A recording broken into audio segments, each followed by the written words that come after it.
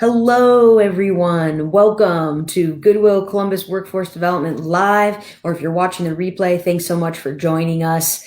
I am Carly Baird. I'm a career facilitator with Goodwill Columbus Workforce Development here for our 2 p.m. live session. We will be coming to you live every weekday at 10 a.m. and 2 p.m., bringing you some sort of useful content when it comes to work readiness, when it comes to looking for a job, being successful on the job, finding your next best job, resumes, interview tips.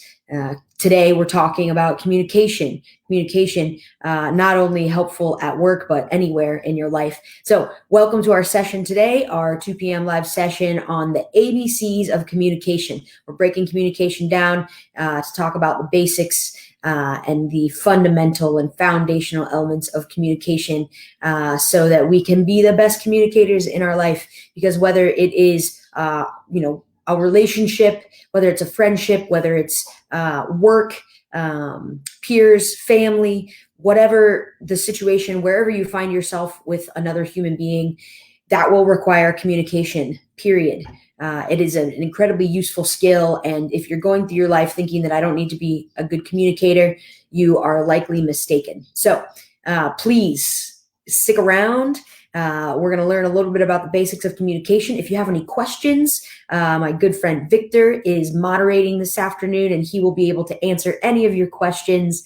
So please drop those in the chat for us. Again, this is Carly Baird coming to you live with Goodwill Columbus Workforce Development on the ABCs of communication. So let's go ahead and get started.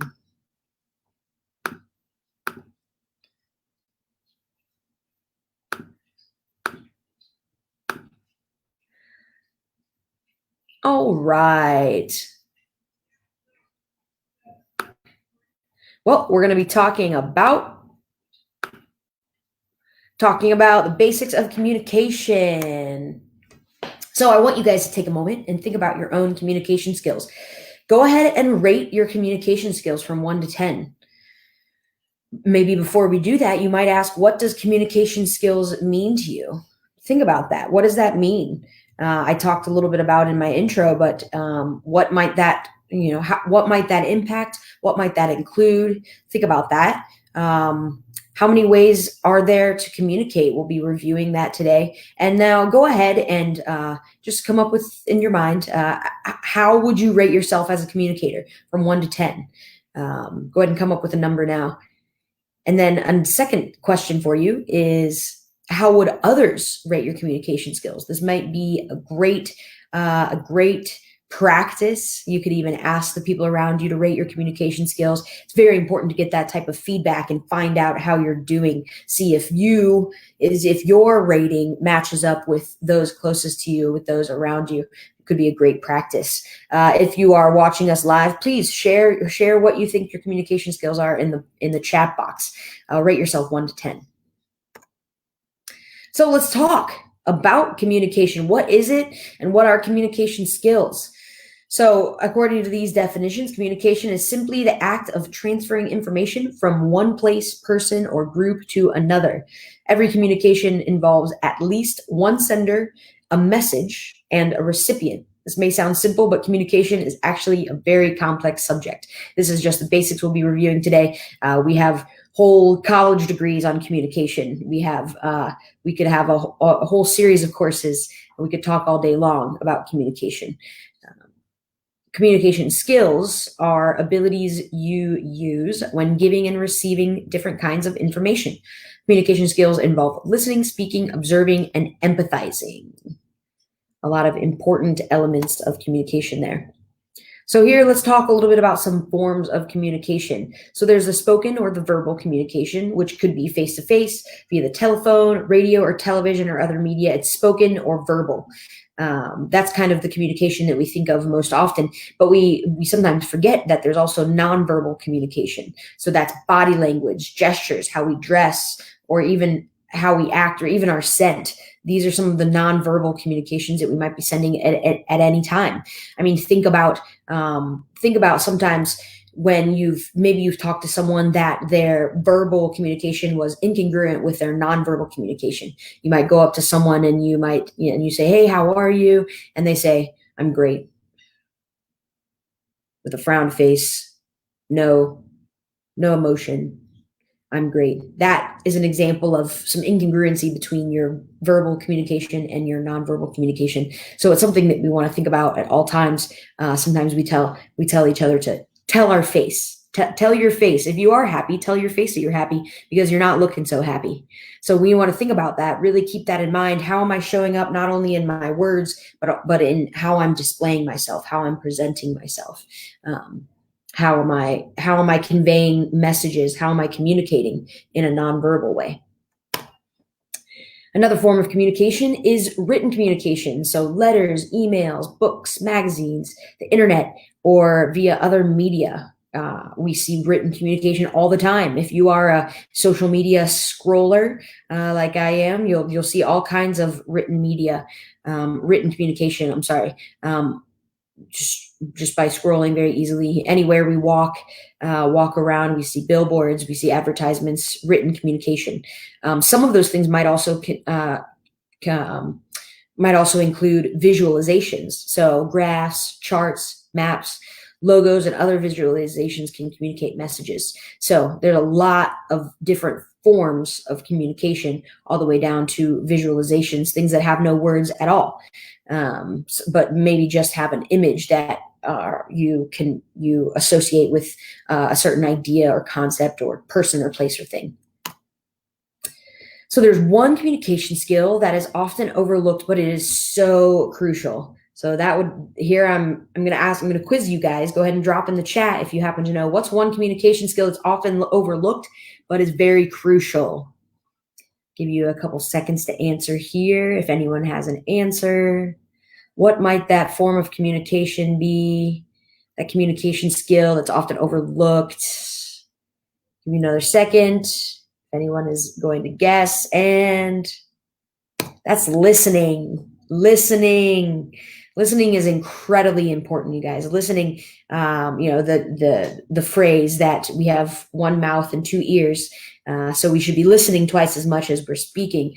Some of us forget that, but listening is an incredibly important communication skill, and we're going to talk a little bit about that now. Listening allows you to avoid biases and drawing false conclusions if you actually listen.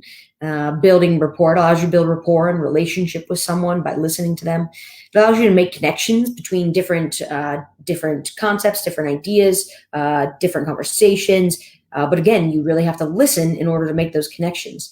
It allows you to build trust. Again, going in with building rapport and building relationship, it allows someone to trust you if you're really listening and you're conveying that you're listening to them.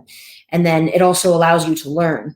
It allows you to learn if you're actually listening and taking things in. So some things to keep in mind when we're talking about listening skills, some tips and tricks, if you will, is to really be an active listener, to be engaged. Avoid thinking about your response. Avoid thinking, just listening to respond, as we might say, but really listen. Set aside your own judgments. Set aside your own assumptions. Set aside any need, desire to formulate your own response, because then we're not listening. Then we're just pretending to listen. So really consider listening. Another tip that you might take into mind, into consideration, is to repeat back what you're hearing to the speaker. This is a very powerful way to actively engage in listening, is by, so what I'm hearing you say is this, and this, is to repeat this back. It's a good tip to make sure that you are listening, to practice your own listening, but also reassure the other person that you are hearing what they're saying. Or if there's a misunderstanding, you clarify it very quickly. Because if I say, well, what I'm hearing you say is this, and they say, no, that's not actually what I mean, then that gives them live, real-time feedback where you can adjust and not waste any time on moving forward under miscommunication. So some more tips to become a skillful listener. is to, as I've been saying, is to become a skillful listener, is to become a skillful communicator. Those two are intertwined. Really work on your listening skills. Keep your focus on the person who is speaking. Put your phones away, right? Put any other distractions out of the way. Or if you can't put other distractions out of the way, be upfront with that individual, with the person who's speaking, and say, hey, I really want to hear what you're saying, but this is occurring for me right now in the moment, or I'm really concerned about this thing happening, so I don't feel like I'm fully present with you. Can we talk about this at a different time, or something like that? But at the very least, we can almost always put our phones away and put that to the side so that you can fully focus on the person who's talking. You also want to listen to understand. Don't just wait for your turn to talk, as I just mentioned before. Listen to really, really understand where the person's coming from, and listen to the words, but also listen to what's behind the words. Where's the person coming from? What's the emotion that are behind the words? What else can you decipher from not only the words that the person is saying, but what they're conveying non-verbally, and kind of the attitude and the emotion behind the words.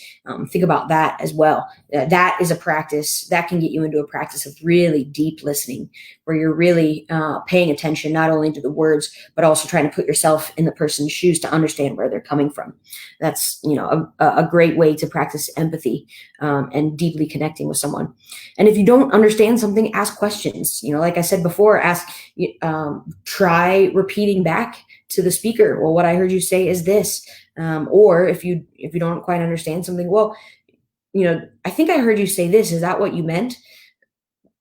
That's a great skill, a great tool to make sure that you're understanding what the person is saying. And don't let your mind wander. Stay in the present moment. It may be very difficult to do that, but if you can practice presence, and you might have to continue to choose presence. You might realize, oh, my mind's wandering. Okay, come back. Oh, my mind's wandering again. Come back. Focus on the person. Focus on, the person's lips and the words that they're saying. Watch the person's mouth. Watch the person, look the person in the eyes. And don't interrupt or assume that you know what the person is going to say. I don't know about you, but it can be a very frustrating point of view when you're trying to express something, especially if it's important, and then the other person keeps interrupting. So keep that in mind. If you're an interrupter, like I have a tendency to be, keep that in check.